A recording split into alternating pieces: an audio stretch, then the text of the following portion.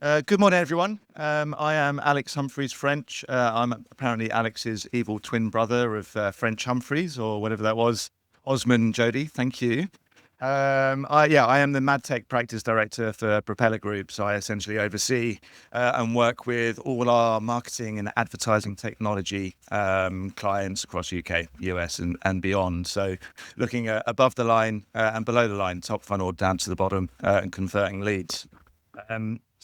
Thank you so much for coming to this morning, and welcome to the first session. We're obviously here to talk about the trials and tribulations of targeting reach and engagement to help drive prospects to the bottom of the funnel and convert leads. Business development is more competitive than ever, and we're under a lot of pressure to grow pipelines in a market where buyers are harder to reach and discovery is much more fragmented across platforms.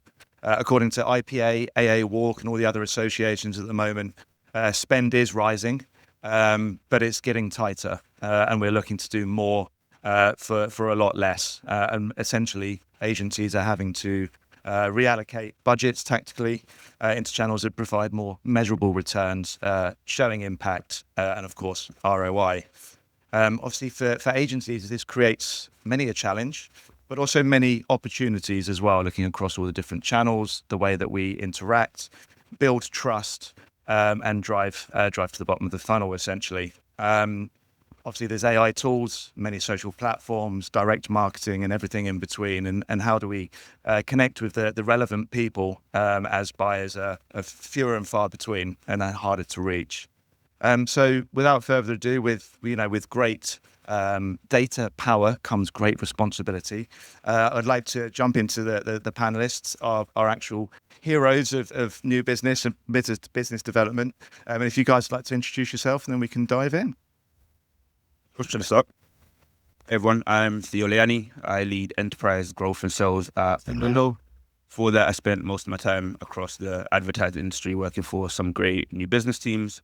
And now it's a privilege to work with agencies and new business teams on how they use AI to go deeper, get smarter, faster, to service clients and win pitches. Hi all, I'm Amanda Rosevear, so I'm the GM of Alf Insight. About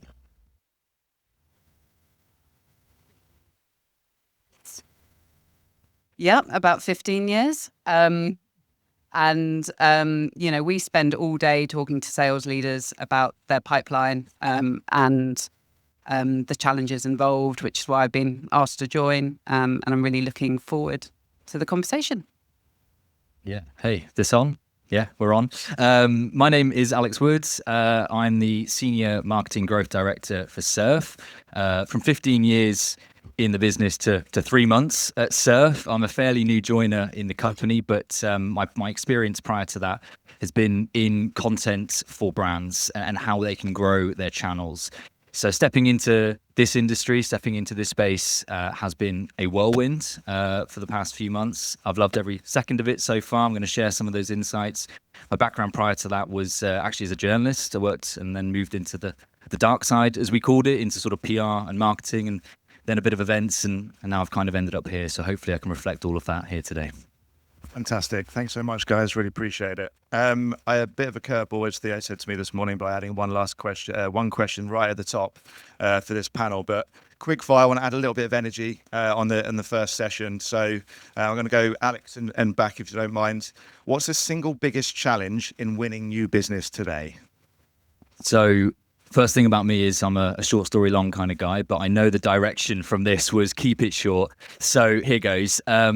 I think for me, and observations on, being in Surfe and prior to that, it's noise and sameness. I think every feed looks exactly the same. I think our email inboxes look exactly the same, probably by and large. Same for LinkedIn, all of the channels that we think of as being, the go-to places for outreach and prospecting. Cutting through that is an incredibly complicated challenge, and it seems to only get more so with every year that passes. And I'll just reflect one final bit from a conversation I had just last week with one of our sales leads, and they talked about it's just getting in the conversation with the prospect now is hard enough, let alone conversion. So for me, it's cutting through the noise. Hello, there we go. I was going to say the exact same thing. It's actually being seen, getting in front of somebody is the biggest challenge right now. And then for me, it's slightly different. I think the biggest thing, both when I was at agencies pitching and also now working with agencies on what they're struggling with, is just lack of time. And then that lack of time results in a lack of breathing room. And I think that lack of breathing room means that you can't go as deep as you need to find the right insights that you need to, or to actually find the right direction that you need to win pitches ultimately. So I'd say that's the biggest thing right now. Amazing. Thank you so much, guys, for following the brief. We've brilliantly opened that up for the rest of the conversation in this panel. We want to look at sort of platforms and people. Where do you find the prospects? And we're in such a fragmented environment now with huge amounts of different channels, which is actually really exciting. But obviously, we've got to create trust and that sort of stuff as well. So focusing on the agency side, buyers are everywhere. They're on Google. I'm not going to go too much into the Google side of things about traffic and that sort of stuff. But obviously, there's social media, direct marketing and everything in between. So how should agencies rethink where and how they look for new prospects? Cool. So I think this is actually one of the areas where, even though, again, we all represent a lot of tools, I don't think tools are at the forefront of this part. I think, yes, it's great to have the LinkedIn Sales Navigators, the Alfs, the Surfes, the Waldo, etc. But ultimately, after you search all these platforms to give you your prospects, leads, potential clients, whatever it might be, it still ultimately comes down to that human touch, right? Who do you know? Who do the people that you know? Do you have first-degree connections, second-degree connections? Can they help you get in front of them? Just knowing them from a platform doesn't really mean that you're going to get their time. And then when you get that opportunity, what you like as a person, how authentic can you be, and how can you make that interaction genuinely human to actually build that relationship. I think this is one area where, again, despite the plethora of AI tools, I think ultimately it will come down to that human touch in this space particular. Amanda? Yeah, I think you've just got to think about how you prospect and that journey. So, I mean, it's great that you've got more places to look for leads or more places to research, but from a buyer's perspective, you need to meet them where they are. So, if you've got something to say to the market or you've got something to say to your prospects, it's not just a case of making a call or sending an email now. You've got to take that message and you've got to make sure that it's going to apply to all of those different channels. So that might be a blog post, then a short video clip for your socials, then a AI friendly summary. So ChatGPT can pick it up when your buyers are searching. So it's just about adding more steps to that process, basically, and making sure that you're formatted for all of the relevant different channels.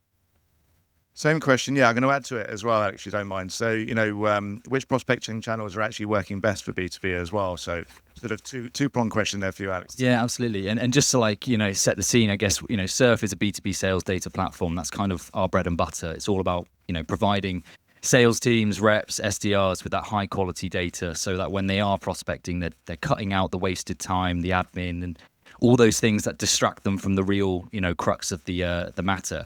So in terms of, channels, it's interesting, the proliferation of channels on the one hand is great, it poses a lot of opportunity, but it also complicates that process in many ways. Certainly in B2B, if there's long sales cycles, those buyers' journeys are fragmented, as you've remarked. So meeting them where they are is, the sort of solution, but actually doing that is an incredibly nuanced thing. I think channels we're seeing a lot of success with, or certainly when I talk to the sales teams, it's interesting that, the online sales gurus of the world will tell you cold calling is dead, and they will, that's been the case for about 5 years, and yet it's still proven effective, statistically speaking. And it will depend on the salesperson, it will depend on the rep, obviously, but the conversation I have with a lot of them is actually cold calling can be and still is one of the most effective, in addition to and alongside, the sort of multi-channel approach, whether it is LinkedIn as a starting place, a follow-up with an email, as you say, maybe it's a piece of content to reflect what's being searched or what the prospect's interested in. But yeah, I mean, that's something that we see, that's something we've noticed, and long live cold calling. If it works, I think why not? Why change it? It's obviously really important to create trust. I think we talked about this in the briefing call last week. Years ago, I did neurolinguistic programming sales training, which is really interesting. But the biggest takeaway that I took away was creating rapport and trust. Now we've talked about the mass numbers and cold calling and that sort of stuff. How do you make it personal then? at the very top? How do you create that resonance straight away? Because you could be selling a car, you could be selling this or whatever. I actually bought a car the other day, and they were asking all these different questions. Do you have a dog? Have you got children? All these different things. Then we got to the end bit, and he was like, right, well, this is great because the carpet here is anti-dog hair and all this sort of stuff. But you can't do that yet because it's cold calling. You are going in there. So how do you make that personal across these huge numbers, Amanda? So you've got to have a reason for outreach, I think is the most important thing. When I started my sales career, it was nice and easy. You had a phone number, a company name, and you'd say the same thing. You'd have a script. You might have identified some really generic challenges that type of company had that was in your opening. But that was it, nice and easy, and it was a volume game. Whereas now people just do not accept that. So you have to have a really valid reason for outreach. And that valid reason is not about you and your agency. It's not about your capabilities. It's not about your services that you can provide. Because for every one of you, there's a ton more that can do the exact same thing, as much as you might disagree. But from a buyer's perspective, that's the case.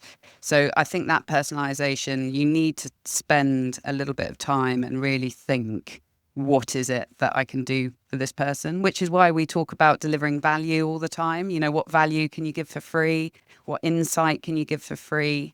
And how can you show that you have something meaningful for them? So I think that's the key thing about that outreach is you've really got to have a clear reason in your mind as to why they should be taking the call. And the answer to that is not because you're great or what you can do. Theo, with that in mind, then obviously the mass numbers, do you throw everything at a wall and hope something sticks, or is there a little bit more intelligent and a more considerate approach to that, to be more personal and more relevant? Yeah, I'm going to be, I wouldn't say harsh, but I think there's not really an excuse now to not be a bit more personal and relevant, right? Because I think, I look at AI as both a creative and commercial partner. So it does a lot of the grunt work for us, the tasks that might be labor-serving that we don't want to do ourselves, right? So what do we do with that time back, right? So everyone's focused on efficiency, and again, we're talking about volume and churning out numbers, but instead of just finishing a task and moving on to the next one because AI did it for you quickly, how do you use that time to reinvest it in that depth, right, for adding that value? And if you don't know it, you don't know where the value lies for you and where the pain points are for your clients or leads or whatever they may be, then use that time back to really go deep on those things, right? Because we've got more time there. So I think there's not really an excuse to not be personal in this day and age, because we've got, again, the systems around us to give us that time and that headspace and hopefully that breathing room to actually go deeper and become a bit more personal. So do you think if you aren't personal, this is sort of a basic question, but if you're not being personal, do you think you can just push people away? It has a real negative effect, is it? Yeah, so again, I've seen this when we've used, again, certain platforms or when I've done certain things myself as well, right? When it's a case of, okay, I'm going to just go after everyone that I've seen and not spend the extra time on actually understanding them and what their pain points are. Or I'm going to do a sales call and use a generic script on this person without taking the time to do enough discovery on who they are, what their pain points are, what's currently going on in their news, what their individual KPIs are, what their leadership is telling them they need to do from an AI transformation perspective, and giving them that, again, that personal lens for them. Then you lose people. And more importantly, you might miss that direction and that insight that actually wins that client or brings that client to you, because it's always something that they care about or that they're being tasked to do that you'll probably overlook if you just go, again, to turn the numbers around. Obviously, data is huge, absolutely massive. There are huge amounts of data sets readily available across different platforms, different channels, with CRMs, etc. But obviously, we need to talk about understanding each persona, each prospect, each target.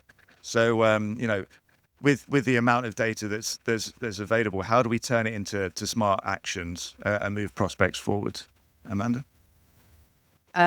So it can be quite overwhelming, and data can save a lot of time, but it can also create a lot of procrastination when you have too much of it. So what I would suggest is, personally, with data, I like to basically ask myself a question.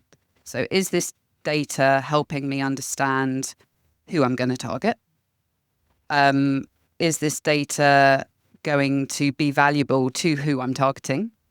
Or does this data tell me when I should be targeting this person? And I like to just kind of keep it simple.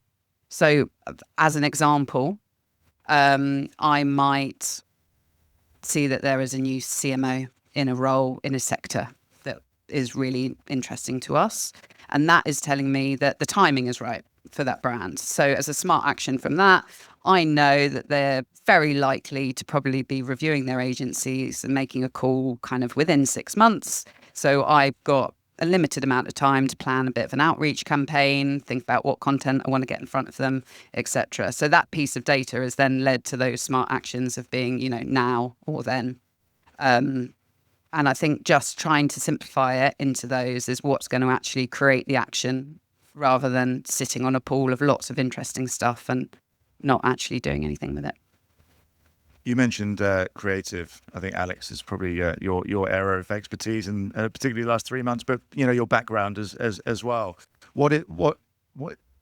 What sort of creative are you focusing on as a team and as a platform, and what are your clients focusing on as well to utilize that data? I think a number of clients I speak to, they're trying to find the balance between creative data and impact. How do they form together, and what are you guys focusing on? It's a tough question to crack in one go, but so my role is firmly focused on video content growth, and that transcends some of the different channels and forms of content we make. I think just to bolt onto your point there, data is a resource, it is a tool, but we are seeing that there's almost too much data in the world for us to focus. Almost everything is tracked, analyzed, measured. Click-through rates, engagement, scroll time, when they left that piece of content. And I think there's a question here to be had around that blend between the instinct of the people in your teams and the data at their disposal. So for me, it's always been a conversation around that. Really, you want to be making data-backed decisions. I think the most successful growth-focused people I've seen in organizations, they might come in, they'll, based on instinct and experience, run 100 experiments. And, the small sort of 3, 4, 5 that work because the data tells them so, you double down on those and you run with them. And I think that's where you can blend that experimentation, that willingness to try things creatively, see what sticks, as you say, and then very quickly, using the data as a driver, focus on the 3 and double down on that. Perfect. In terms of intelligence, there's lots of data insights and that sort of stuff. What do you think is being underutilized in terms of the intelligence that agencies are receiving at the moment?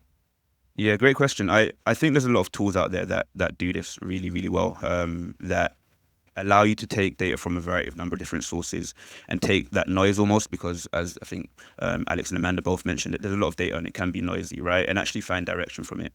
And how you do that with these platforms is take data from all these different places and all these different sources and all these signals and put it through processes that help you structure that information and organize that information so you can find the direction that you need to go into, right? So as an example, I'm going to use Waldo, use it as a plug-in point, I guess. What Waldo does from a data perspective, right, is pull information from the public web, social media platforms, and ad libraries and anything else, any other data that you might have yourself. We then have pre-built workflows that you put that data through that will then deliver things for you like RFP win strategies, audience deep dives, agency new biz opportunity finders, etc., etc., etc. So there are a number of platforms out there where you can actually put this data in and just allow it to structure it for you, because I think clearing that noise out to find a single point of direction is the key part, and again, in the data that's out there. Amanda, anything to add to that? What's being underutilized, or what are you actually seeing that's really, that's the gold chalice almost of intelligent data?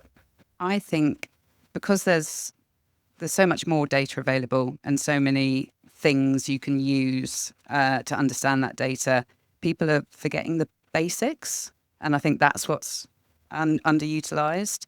So I talk about CMOs moving all the time because that is the most underused thing that agencies aren't looking at. And we have job moves on Alf. It's a big part of the platform, and even our clients don't use it enough. So it's not a plug; it's a trend. And even a few days ago, I was looking through all the recent agency wins. I think 80% of them had a new CMO within the last 6 months. And that's just so obvious. So I would say the old school signals that mean that a brand is ready still exists. All right. So that's leadership changes, that's mergers and acquisitions, that's product launches. Don't be afraid to just still keep it simple. It still works.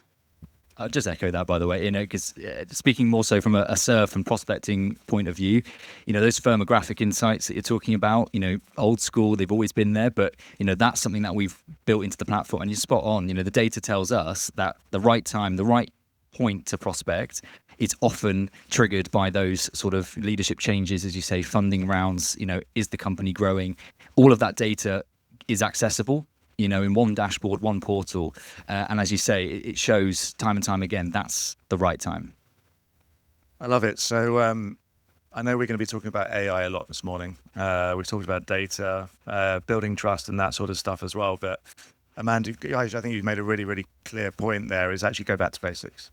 The KISS principle, essentially. Keep it simple. I'm not going to call you guys stupid by any means, but yeah, that one. So, can AI actually make things overcomplicated? I mean, yes, absolutely. I think, whether we're using it personally, professionally, for prospecting, to make decisions, I think there are some amazing use cases. I think it's fair to say probably every single person in this room is well ahead and using AI in some capacity. It gets us 80% there, I feel, as a general rule, but it's not 100%. And I don't think, certainly from a sales and prospecting perspective, AI is a tool that augments sales reps, doesn't replace them. That's fundamentally the view of Surf. That stems from the leadership. I share that opinion. I think all the teams do. So for us, it's about what problem do we solve? Fundamentally, Surf is primarily focused on reducing the admin time, manual data entry, all the stuff reps hate doing and traditionally are pretty poor at, because that's just not what they want to be focused on. That's where you direct something like AI. And you can apply that out to various forms of what the reps are doing to streamline their efforts. But yeah, for me, it's getting us 80% to that point, and then having the ability to, as I say, integrate that human experience, the instinct, the human touch that we're talking about. I think that's what gets us over the sort of finishing line. Theo, from the enterprise side and your background as well, working in agencies, where is AI genuinely helping? Yeah, good question. I'm going to start from a high level and looking at the agencies that we speak to and we work with that are doing this the best, right? I think their leaders come into the conversation with a clear point of view on what their new business process is, which parts of that process need to be manual, need to be human-led, and which parts of that process can be automated, right? So to give you an example, you might start with LinkedIn Sales Navigator, or again, a similar tool for the initial piece, right? And then you might want to get insights and research pieces from something like Waldo. Then you might want to use something like Notebook LLM, etc., etc. But you map a tool or you map an AI platform against each part of your process, so you know where these things plug in and play in.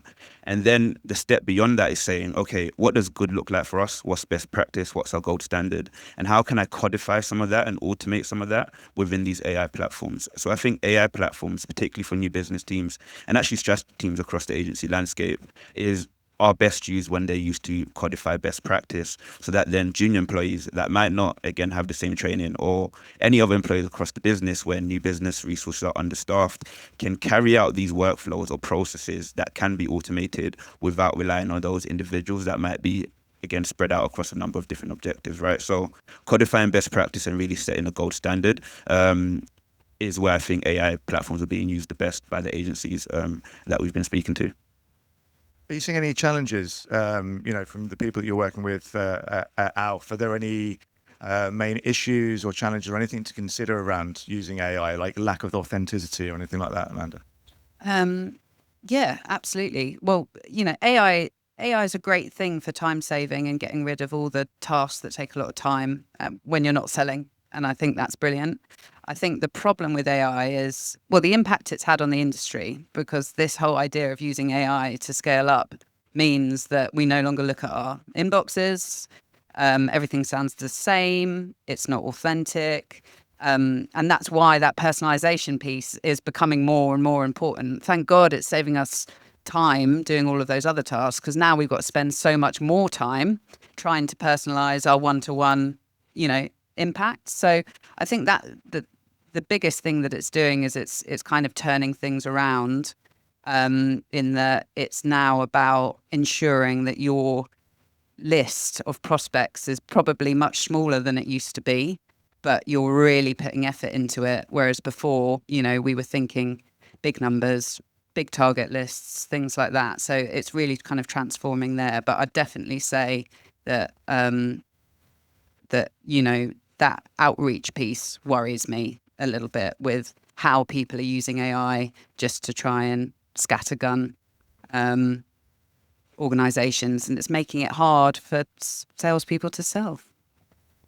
And beyond that then, Alex, authenticity, content is a huge part of that as well. And it's two-pronged question here. How do we stay authentic using all the AI tools? I think generative AI can create all the draft email sequences and that sort of stuff as well. But do you go beyond copy? Obviously, you video that sort of stuff as well. How do you stay authentic? Well, I think you hit the nail on the head, really, in terms of, I think video is a key differentiator in this space right now. I mean, we've all seen the impact of LLMs on search and SEO, and I'm not an SEO expert, but that seems a bit like the wild, wild west at times, and particularly right now, trying to capture where people are coming through to your content. And video, certainly as far as I'm aware, the LLMs aren't in a place where they can sort of crawl through video, summarize it, and present it at the top of your searches. And so if people are looking for something beyond that AI overview, video actually can be the thing, I think, that sets your brand apart from others. And if you've got the capacity, the talent, in-house or external, to find what engages with your core audience, who it is that you're trying to attract, your buyers, be relatable, and this is something that we are implementing now at Surfe. And I think authenticity stems from the people that you have in that content, the language you're using, even down to the quite granular details of the set, the look, the feel. And then again, supported by the data, whether that's natively in-app or whether that's, third party, to actually look at, okay, what is attracting our audience? What is resonating? What is engaging them? So yeah, I think it's easy for me to say as someone who's focused primarily on video, but I really do think that's differentiated right now. It could change. You asked me the next question, 6 months, LLMs might be crawling video, and that might now also be a channel we need to really, think about and how that looks. But for the moment, I think it's one of those areas that every brand, if they're not already, should definitely just be looking at and focusing on. So with new tools, new principles, new philosophies, that sort of stuff, development, learning and skill sets are a huge part of it as well. And you mentioned, 3 months into your role, there's a big learning curve with learning new processes and that sort of stuff. For all three of you, in fact, what areas are you seeing that, we really need to be focusing on in terms of skill set, the human expertise? I mean, I'll talk more generally, I guess, about salespeople, which is what we're looking to help at the end of the day. And I think from a skill set point of view, it kind of comes back to the personal touch, the personalization, as being a real challenge right now, to be in that conversation, to, get in front of a prospect. I was chatting to someone about this with the AI sort of in the equation. And, they were saying the time that they spend trying to get ChatGPT to personalize the message was more time wasted than if they'd actually just gone onto LinkedIn. And I bet we've all been in that situation. I know I have. And it just never quite gets it. And they said something really interesting to me, which is more along the lines of, personalization is less about putting something in there that's relevant to the recipient and more about who you are as the person sending it. And maybe that comes back to your reason, you have to have a reason to do your outreach. And I think personalization right now is changing. Our definition of what's good personalization's changed, even in just the last couple of years. And I think spending real time on there, especially if we're implementing AI, which we are at an increasing rate, a percentage of your workload is in theory going to be done by that, whether it's manual, it's admin. So focus on the stuff that's really high value. And I think that's the personal touch that we need to really focus on, certainly for salespeople.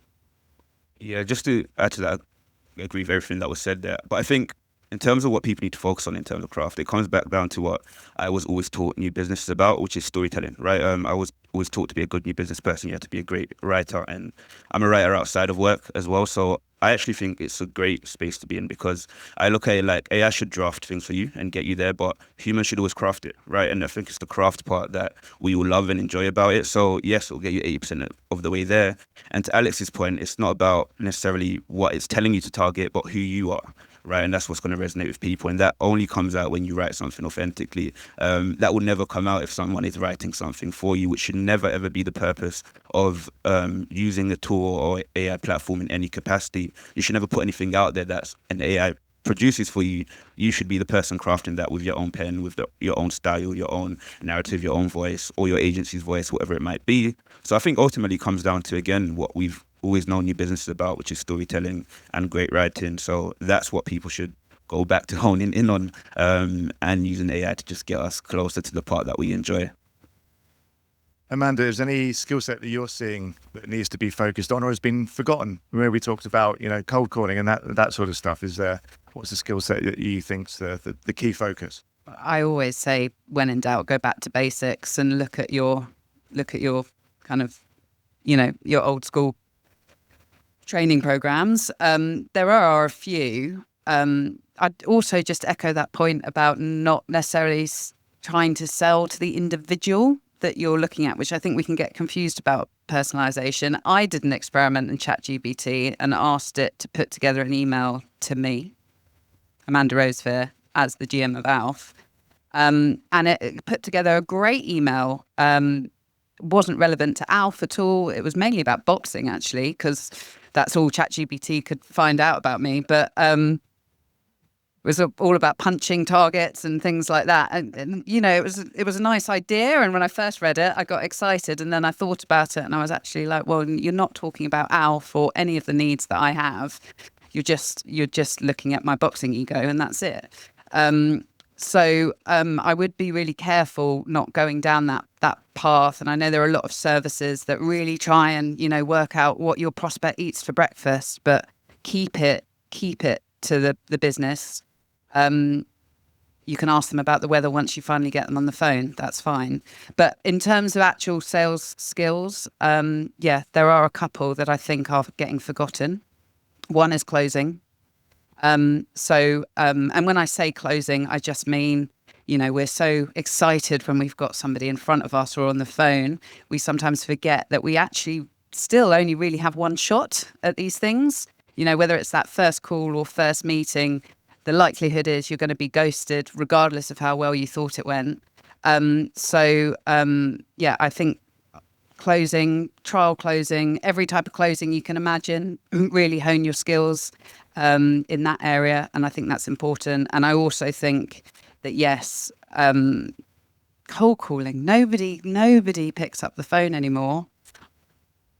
Well done, Rich. I've got my direct dial. I'm not looking for an agency right now, by the way, but I've got my direct dial on my LinkedIn profile. And I don't think I've had a cold call in about 4 years. And the reason why I know that is because I think the last service I brought was 4 years ago, because I have a horrible need to buy everything when somebody cold calls me. Again, I'm not looking for an agency. Get practicing. People are back in the office. You can get them on the phone again. If you don't have a mobile number, there's reception, there's switchboards, all those lovely old school things. Do it, because that's actually how you sell to somebody. It's a two-way interaction. No matter what piece of lovely content I write or how good my email is or my LinkedIn message, one-to-one human interaction is the best way to sell something. So get practicing picking up the phone. Right, everyone start picking up your phone and calling your prospects and targets. I think we've got 5 minutes. Yeah, cool. I'm going to do a couple of Q&A, so if anyone got any questions, just keep them to your mind. Put your hand up in a second. I'm just going to do a quick fire close on this with our experts. One outreach tactic agencies should retire in 2025. Theo? I think we said it all, the scattergun approach, just going for everyone that you see, be much more specific with who you need to go for. Love it. Amanda, have you got? Same. No, don't spray and pray. Just, yeah. Cool. Love it. I think I know the answer to this one. Cold call, cold email, LinkedIn or other. which one would you keep? Well, I have to say cold calling now, don't I? Like, I've sat up here and done it all this session. Yeah, no, absolutely. Amanda hit the nail on the head. Interesting. I was sort of talking to some of our salespeople the other week, and they were telling me LinkedIn voice notes is their big thing right now. The one that they're really focusing on, seeing a lot of traction with. Not done it myself. Not been the recipient of one. Don't know how I'd respond, but yeah, I just thought I'd throw that in. Amanda? They are brilliant. Yes, use them. Yeah, cold call, definitely. Theo? LinkedIn for me. Love it. Cool. And I'm going to finish it off. Finish this sentence. The smartest targeting move an agency can make this year is... Sounds like a quiz, doesn't it? Look for who's pitching the most on the agency pitch list. Properly work out your target market and buy Alf. Yeah. Download Surfe, start using the enrichment, and you'll be on your way. No, I think focus on I think for me, it comes back to, for sellers, the personalization piece. Just focus on what you're selling, your reason, what sets you apart from your competition. Double down on that. Love it. We've got a few minutes left. Any questions? No questions. I love that. That's great, because we've obviously hit every mark that we can think of. We've talked about, the full funnel. The one question here, and I'm probably about to open up a can of worms here by any means. And this is a personal challenge that I have as well, is trying to find the right people, like the persona. The number of times that I've sat there and I've gone like, okay, this is a advertising tech company or whatever. I need to find the buyer. What is the best bit of strategy that you guys have seen or have to just find that right person to speak to? I mean, yeah, I would love to have a succinct answer here without opening can of worms. I think singling out one single persona or person is like looking for that needle in a haystack. Most of the people I talk to in sales that are successful, it's that multi-threading piece, multiple stakeholders. You just can't afford to put all eggs in one basket. So I guess to put it back there, it's not about going for one anymore. I just don't think the success rate is there for you to invest that time, the limited window you've got. So I think it's broader than that. I think a lot of it stems from LinkedIn prospecting, finding who's in those teams. I think the signals that we've talked about as well can be a good indicator of where you should be focusing. But yeah, that was kind of what I would suggest, and that's generally what I've seen from successful salespeople. I would also say, every year the number goes up in terms of how many people actually make a decision in a business. I think we're up to like 7 or 8 as a decision-making unit now. So I would echo Alex. It's not one person that you need to be looking at. It's a group of people, and you need to be targeting them all based on what their individual needs would be for their business. Yeah, I agree with that point. The only other thing I'd add is, yes, multi-thread, but then also look for the people that I would say are the most hungry to make something change within the organization, because everyone's got priorities, right? Everyone will get busy at some point, but then you have those few people that really, really want to make something happen, or really, really want to bring your product in because they see a vision there, and they think that if they bring this in and it transforms the organization, it might be great for them too, right? So there's always that personal angle, and those are the people within multi-threading that I think I latch on to and work with so they're my champions and I can help them make the change they want, but also it's a win-win in that case because they've got that desire and drive too. There you go. Brilliant. I think that's a wrap. Thank you very much. Round of applause for our panels. Thank you.